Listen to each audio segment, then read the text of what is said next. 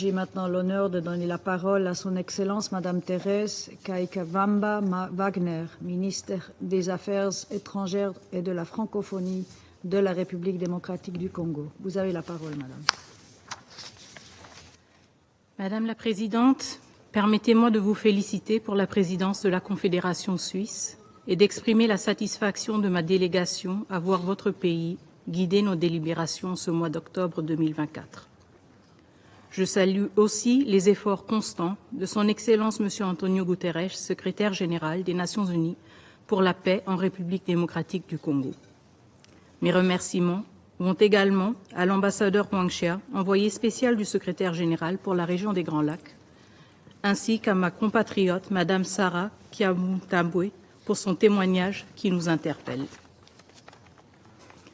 Madame la Présidente, distingués membres du Conseil, ma présence ici aujourd'hui est un rappel de l'obligation sacrée de ce Conseil, celle de préserver la paix et la sécurité internationale. La République démocratique du Congo, comme tout État membre de cette organisation, doit bénéficier de la même considération. Or, la crise qui persiste à l'est de mon pays, orchestrée et alimentée par des forces extérieures, met en péril cette paix, non seulement pour nous Congolaises et Congolais, mais pour l'ensemble de la région et par ricochet pour la stabilité mondiale. Le rapport du secrétaire général sur la mise en œuvre de l'accord-cadre pour la paix, la sécurité et la coopération pour la République démocratique du Congo et la région des Grands Lacs est sans appel. Il met en lumière une situation sécuritaire qui se détériore, des tensions croissantes entre la RDC et le Rwanda et une crise humanitaire tragique. Ce rapport appelle à une mobilisation urgente et un sursaut diplomatique pour restaurer la paix et répondre aux souffrances des populations. Après 12 années, force est de constater que les réunions et les rapports n'ont pas produit de progrès concrets. Madame la Présidente, cette crise n'est pas un simple accident de l'histoire. Depuis près de 3 décennies, le peuple congolais endure des souffrances indicibles et les mécanismes mis en place pour restaurer la paix, tels que l'accord-cadre d'Addis-Abeba, échouent face à la mauvaise foi de certains. Bien que cet accord ait été déséquilibré dès le départ, la République démocratique du Congo l'a signé dans l'espoir de ramener la paix à son peuple. Nous avons respecté nos engagements avec sérieux, mais nous attendons toujours que d'autres signataires, notamment ceux qui les enfreignent sans conséquence, soient enfin tenus responsables par ce Conseil avec la fermeté et la clarté nécessaires. Nous saluons l'adoption, le 21 juin 2024, du projet de plan d'action pour la revitalisation de l'accord-cadre, tel que mentionné dans le paragraphe 14 du rapport sous examen. Ce document sera examiné lors du 12e sommet de haut niveau du mécanisme régional de suivi par les chefs d'État avant sa validation, comme précisé dans le rapport S/2024/700. Une fois encore, notre attente porte sur des actions réelles et non sur des promesses restées vaines. Madame la Présidente, la situation sur le terrain est alarmante et les chiffres du désastre humanitaire dans l'est de mon pays sont accablants. Près de 7 millions de Congolais sont actuellement déplacés, vivant dans des conditions de dénuement total, faisant de la RDC le pays avec la plus grande population de déplacés internes au monde. Le rapport de votre groupe d'experts confirme la présence de plus de 4 000 soldats des forces de défense rwandaises sur le sol congolais, dépassant les effectifs du M23. Ainsi, le Rwanda, contributeur de troupes aux Nations Unies, s'ingère impunément dans les affaires de ses voisins en violation flagrante du droit international. Cette ingérence s'accompagne d'une série de manœuvres illégitimes visant à restructurer l'administration locale dans les zones occupées, notamment à travers des nominations d'autorités coutumières imposées par le M23 et soutenues par le Rwanda. Ces groupes cherchent à modifier les équilibres démographiques et culturels, notamment dans le territoire de Rutshuru. Ces actes sapent l'autorité de l'État congolais et instaurent une administration parallèle divisant les communautés. Par ailleurs, des transferts de population sont signalés sous couvert de mouvements de réfugiés, que nous rejetons fermement. Le retour des déplacés et des réfugiés doit et sera uniquement encadré par l'État congolais avec l'appui du Haut-Commissariat des Nations Unies pour les réfugiés pour garantir des retours volontaires et dignes. Madame la Présidente, distingués membres du Conseil, le processus de Luanda, quant à lui, initié en 2022 pour répondre à cette crise, expose les limites de l'accord-cadre à garantir la pleine responsabilité des signataires. Nous avons délibérément évité de divulguer dans l'espace public et les médias les détails du processus de Luanda, par respect pour le médiateur et les vies humaines en jeu afin de garantir la sérénité des négociations.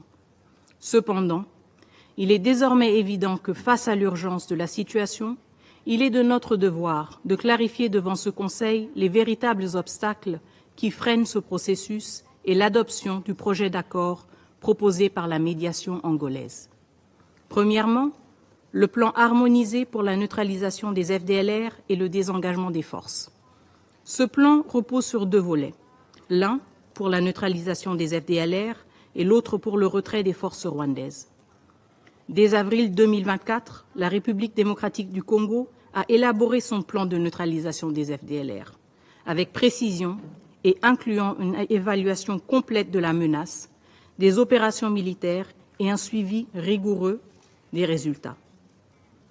En revanche, la contribution du Rwanda sur le retrait des forces se résume à une simple promesse de retrait sans garantie ni détails concrets, créant un déséquilibre qui compromet l'application cohérente du plan.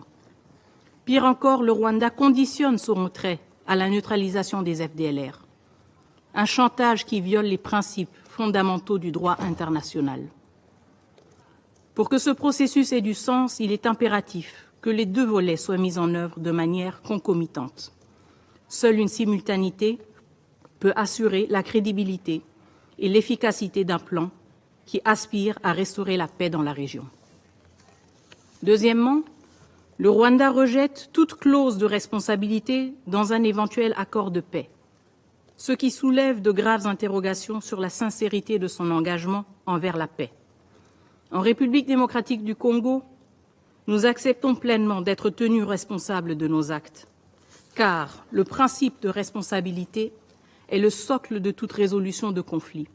Il impose à chaque partie de respecter scrupuleusement ses engagements avec rigueur et sincérité. Lorsqu'un accord est violé, le principe commande des conséquences claires et sans équivoque, qu'il s'agisse de sanctions ou de poursuites judiciaires, pour que justice et droit international ne soient pas de simples mots, mais des réalités. Sans responsabilité, il ne peut y avoir ni confiance, ni paix durable. Enfin, troisièmement, la République démocratique du Congo réaffirme la nécessité impérative d'un mécanisme de justice régionale pour répondre aux violations flagrantes du droit international commises depuis la résurgence du M23 en 2022. Le Rwanda refuse catégoriquement l'inclusion de toute disposition visant à intégrer ce mécanisme dans l'accord de paix actuellement en discussion. Ce refus obstiné dévoile sans ambiguïté l'intention du Rwanda d'échapper à la lumière de la justice. Madame la Présidente, Mesdames et Messieurs les membres du Conseil, en ce qui concerne l'exploitation illégale des ressources naturelles de mon pays, mon gouvernement demande instamment l'imposition de sanctions sévères contre tous les acteurs de cette chaîne de pillage, du producteur à l'exportateur. Nous appelons également à la mise en place d'un mécanisme similaire au processus de Kimberley pour gérer l'or provenant des zones de conflit afin de mettre un terme à cette économie parallèle qui alimente la violence.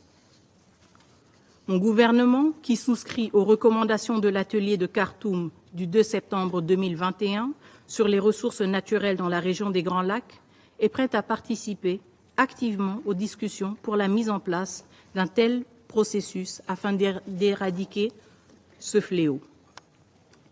Enfin, je tiens à saluer l'initiative de la réunion du 1er octobre 2024 aux Nations Unies visant à accélérer l'opérationnalisation du programme de désarmement, démobilisation, relèvement communautaire et stabilisation, PDDRCS en sigle, pour la réinsertion des éléments des groupes armés.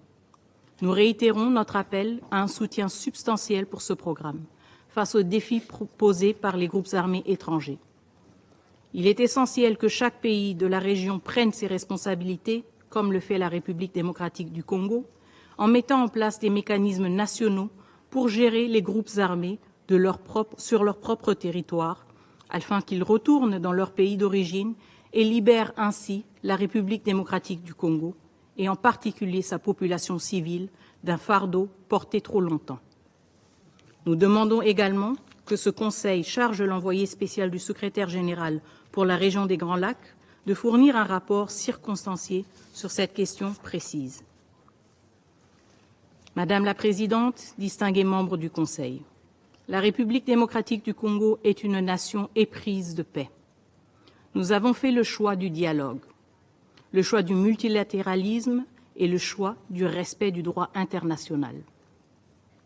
Mais nous ne pouvons accepter que notre souveraineté et notre intégrité territoriale soient sacrifiées sur l'autel de l'inaction et de l'impunité. Nous appelons ce Conseil à prendre de mesures fermes en imposant des sanctions ciblées contre les individus rwandais au sommet de la chaîne de commandement impliqués dans le soutien au M23. Les rapports que nous avons tous sous les yeux mettent en lumière leur rôle direct dans les attaques contre le territoire congolais, y compris sur des camps de déplacés internes et leur coordination avec des groupes armés.